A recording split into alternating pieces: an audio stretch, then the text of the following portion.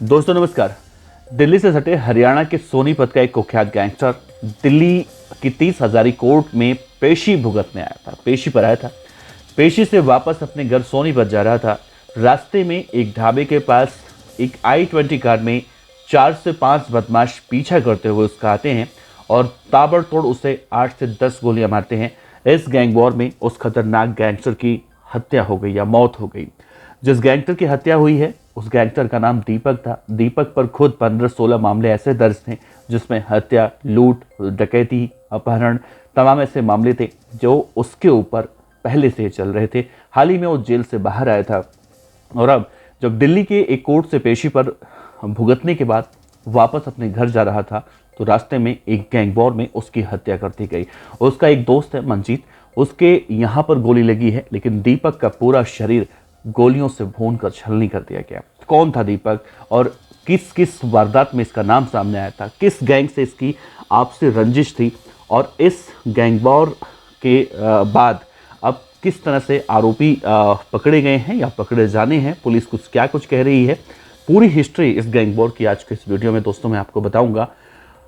नमस्कार, मेरा नाम है देवनाथ पांडे और आप देख रहे हैं रोजाना की तरह BDF न्यूज। दोस्तों देखिए, हरियाणा का सोनीपत, कल भी मैंने आपको बताया था, हरियाणा का सोनीपत इन दिनों अपराध के लिए कहीं ना कहीं बहुत ज़्यादा विख्यात हो चुका है। यहाँ के अपराधियों को किसी भी तरह का कोई खौफ नहीं है।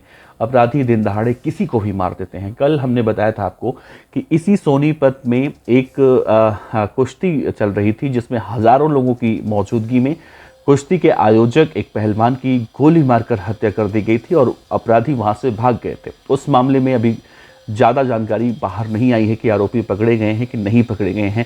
ये सब कुछ चल रहा था कि सोनीपत के नेशनल हाईवे 44 पर ये जो वाकया हुआ है ये सोनीपत गोहना रोड पर बताया जा रहा हुआ है। सबसे पहले मैं आपको बताऊं, इस तस्वीर देखिए, यही है दीपक, इसका नाम दीपक है और कहा जा रहा है कि दीपक 30 हजारी कोर्ट में पेशी भुगतने के बाद वापस जा रहा था।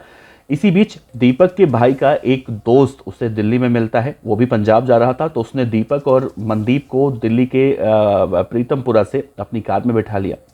शाम करीब 5:30 बज रहे थे। 5:30 बजे उसी NH हाईवे पर एक ढाबा है, वीर ढाबा जिसका नाम है, वहाँ पर पहुँचकर ये लोग जैसे वहाँ पहुँचते हैं तो पहले से ही घात लगाकर अपराधी बैठे होते हैं। i20 कार से बदमाश आए थे और जैसे ही नज़दीक पहुंचे उन्होंने ताबड़तोड़ गोलियां मारकर दीपक की हत्या कर दी। अब दीपक को उसमें 8 गोलियां लगी हैं ऐसा कहा जा रहा है। i20 कार से जो बदमाश आए थे वहीं उन्होंने गोली मारने के बाद वो फरार हो गए। दीपक के साथ जो उसका एक दोस्त था मनदीप, उसे एक गोली लगी है, उसे लेकर फिलहाल अस्पताल पहुंचा गया और वहां पर पुलिस को बुलाया गया कि यहाँ पर ऐसे ऐसे इस तरह से गैंग वॉर की घटनाक्रम हुआ है यहाँ पर। अब इन सब में देखा जा रहा है कि जो आरोपी है दीपक और मनदीप, इन दोनों के बारे में कहा जा रहा है ये दोनों एक साथ आए थे, लेकिन जो इनके भाई का एक दोस्त था जो दिल्ली के प्रीतमपुरा में बैठा था और उसे पंजाब जाना था, उससे कुछ नहीं हुआ है। यानी वही एक ऐसा व्यक्ति था जो इन दोनों को अस्पताल लेकर पहुंचा, वही एक ऐसा व्यक्ति है जो इन दोनों को लेकर वहां पर पुलिस को भी इंफॉर्मेशन देने में कहीं ना कहीं इसने मदद की थी। देखा जाए तो गैंगस्टर दीपक गोहना जो इसका पूरा नाम था, ये 38 साल इसकी उम्र थी। इस पर हत्या की कोशिश, षड्यंत्र, लूट समेत कुल 15-16 मामले इसके खिलाफ चल रहे थे। मतलब 15-16 आरोप में ये शामिल था, इसके खिलाफ मुकदमे चल रहे थे। सोनीपत में प्रॉपर्टी डीलर जो चर्चित था उसमें एक हत्या के मामले में इसका नाम सामने आया था और उसमें इसे उम्र कैद की सजा सुनाई गई थी। साथ ही संदीप बड़सवानी हत्याकांड में षड्यंत्र रचने में इसका नाम सामने आया था। संदीप जो था जिसकी हत्या हुई थी बड़सवानी, उस मामले में इसने पूरी प्लानिंग की थी कैसे उसकी हत्या करनी है। कहा जा रहा है कि गैंगस्टर दीपक गोहना की कुख्यात गैंगस्टर जो हरियाणा के ही सोनीपत के बगल में पानीपत का कुख्यात गैंगस्टर राकेश उर्फ पप्पू, ये उसके गैंग का राइवल गैंग था, यानी ये उसका दुश्मन था। पप्पू से उसकी दुश्मनी थी। दीपक की गैंग वॉर में हत्या हो जाने के बाद आशंका इस बात की जताई जा रही है कि राकेश उर्फ पप्पू गैंग के बदमाश दीपक की हत्या कराने के पीछे शामिल हो सकते हैं। बहरहाल इस पूरे मामले में पुलिस अभी जांच पड़ताल कर रही है। पुलिस का कहना है कि ऐसे ऐसे ये घटना हुई है यहाँ पर वीर ढाबे के पास, गैंग वॉर इसे कहा जा सकता है। मतलब पुलिस ने अभी गैंग वॉर इसे पूरी तरह से नहीं कहा है, लेकिन जब इस तरह से 5-6 बदमाश आते हैं और एक बदमाश को गोली मारकर चले जाते हैं तो अमूमन इसे मीडिया की भाषा में गैंग वॉर ही कहा जाता है। हालांकि पुलिस अभी इसे गैंग वॉर जैसा बता रही है, क्योंकि अभी परिवार के बयान दर्ज कराए जाएंगे, आरोपियों की गिरफ्तारी होगी, कई टीमें गठित की जाएंगी और जब बदमाश पकड़े जाएंगे तो इस मामले में बड़ा खुलासा भी होगा। इसीलिए साफ तौर से कहा जा रहा है कि अभी गैंग वॉर जैसा ये लग रहा है। इस मामले में एसपी अजीत सिंह उन्होंने कहा है कि इस पूरे मामले की गहनता से जांच की जा रही है। बहुत जल्दी इस मामले की खुलासा बहुत जल्दी करने की कोशिश पुलिस करेगी। पुलिस को इस बात का शक है कि इस गैंग वॉर में कई गैंग शामिल हो सकते हैं, सिर्फ राकेश उर्फ पप्पू नहीं बल्कि इस मामले में कई और गैंग भी शामिल हो सकते हैं। इस बात की भी आशंका जताई जा रही है। और जिस तरह से मैंने जिक्र किया कि सोनीपत के गोहाना गांव का रहने वाला था, इसका पूरा नाम दीपक गोहाना कहा जाता है, क्योंकि अमूमन देखा जाता है दिल्ली, पंजाब, हरियाणा और आसपास के इलाकों के गैंगस्टर अपने गांव के नाम को अपने नाम के पीछे सरनेम लगाने के बजाय वो गांव के नाम को लगा लेते हैं, जैसे नीरज बवाना, जग्गू भगवानपुरिया, कौशल चौधरी गुरुग्राम, इस तरह से। तो NH-24 पर ये पूरा गैंग वॉर हुआ है। इस गैंग वॉर की घटना को अंजाम दिया गया है। दिल्ली के 30 हजारी कोर्ट से ये पेशी पर से वापस आ रहा था। इसका एक दोस्त घायल हुआ है, एक जो और साथी था वो बच चुका है और कहा जा रहा है कि बदमाशों ने जब गोलियां मारी तो वो वहीं उसी गाड़ी में था, लेकिन उसे एक गोली भी नहीं लगी है। ऐसे में वो भी शक के घेरे में है और पुलिस उसे भी शक के बिना पर पूछताछ करने की कोशिश भी करेगी और बहुत जल्दी इस पूरे मामले में कहीं ना कहीं बड़े खुलासे हो सकते हैं। कहा जा रहा है कि दीपक गोहाना जो इस पूरे गैंग वॉर में मारा गया है, जिसके शरीर पर 8 से ज़्यादा गोलियां मारी गई हैं, जब ये दिल्ली के 30 हजारी कोर्ट से पेशी भुगतने के बाद, पेशी मतलब खत्म होने के बाद जब वापस आ रहा था, तो इसके छोटे भाई का जो दोस्त है जो इसे पीतमपुरा में मिला और वो इनके साथ आ रहा था और वो इस पूरे घटनाक्रम में, इस पूरे गैंग वॉर में वो बच जाता है।